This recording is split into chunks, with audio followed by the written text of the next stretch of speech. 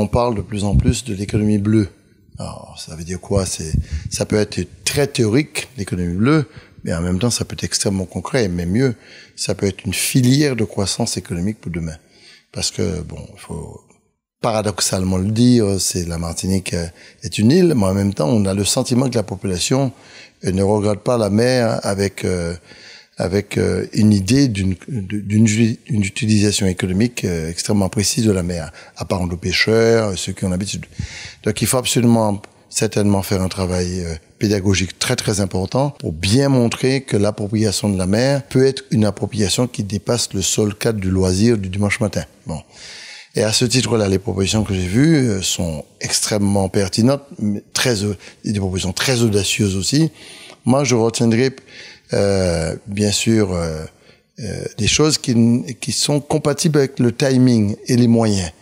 La première chose, c'est que je considère que en matière de plaisance, nous avons une capacité d'accueil et un potentiel extrêmement important. La seule chose, nous avons actuellement moins de 2000 anneaux. Il faut atteindre le seuil de 5000 anneaux. Et derrière ça, il nous faut des modifications très importantes, à la fois sur le régime fiscal, le régime du financement, le régime Schengen, qui pourraient nous permettre d'avoir un véritable marché intégré pour recevoir le maximum de personnes, parce que la zone est très fréquentée, pour prendre un exemple ici. Mais pour passer de 1800, 1700 anneaux à 5000 anneaux, il nous faut absolument, certainement avoir des ports structurants, mais il faut d'abord renforcer les ports qui existent et avoir un maximum de mouillage. Bon, c'est un exemple.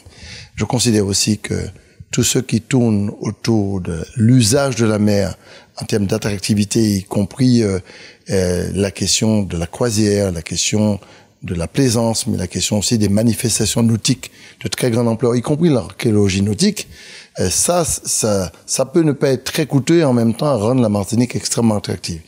Et puis, bien sûr, on ne peut pas parler de la mer si on ne parle pas de la pêche et de l'aquaculture et terre d'élevage. Nous avons aussi des filières de démantèlement de bateaux aussi qui constituent un potentiel, si on fait un lien entre démantèlement de bateaux et tout ce qu'on peut avoir comme filière de l'économie circulaire liée au VHU.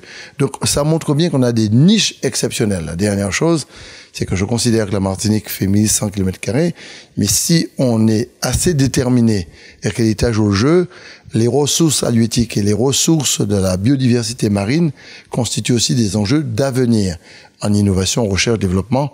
Et là aussi, il y a un travail considérable à faire.